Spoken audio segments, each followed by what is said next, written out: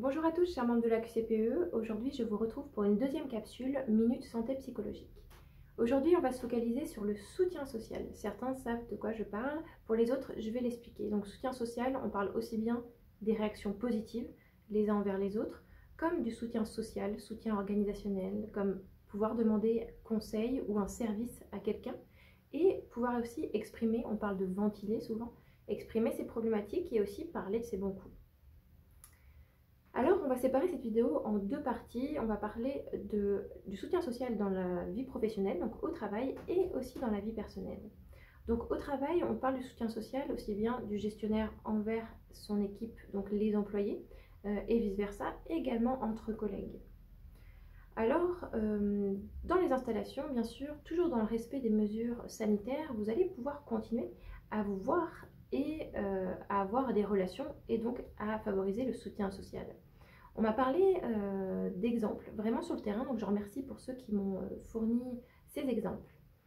Alors ça peut être simplement se retrouver, continuer à, quand vous avez des moments de pause, continuer à bavarder pendant votre café, à manger ensemble tout en étant à distance, mais en continuant ces moments de convivialité, à se retrouver dans la salle des employés également.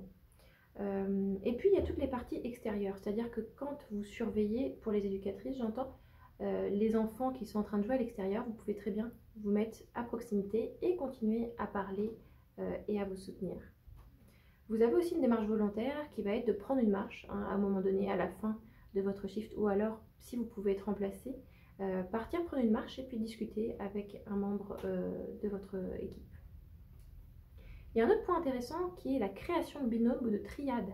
Vous pouvez décider de créer des triades pour parler, pour renforcer cette proximité psychologique et avoir un petit peu la responsabilité de se demander comment ça va et de favoriser donc les échanges sur le sujet.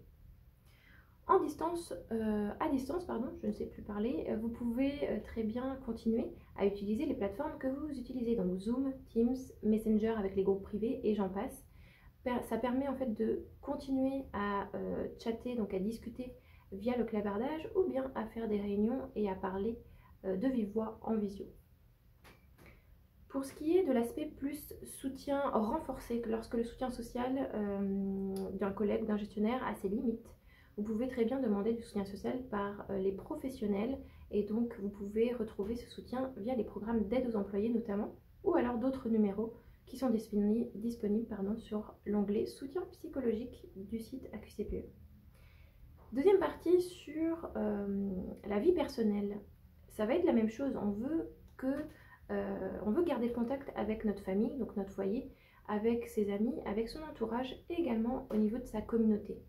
Donc favorisez plutôt la visio, puisque ces temps-ci c'est plus difficile de se voir. Si c'est possible de se voir, favorisez les marches, favorisez les activités et ne rompez pas le dialogue.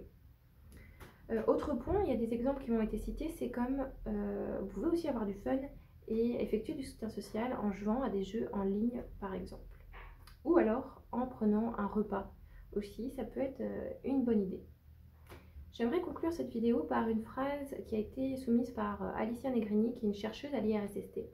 Elle disait que la distance est physique, mais la distance n'est pas sociale. Je vous souhaite une bonne journée, au plaisir de vous retrouver.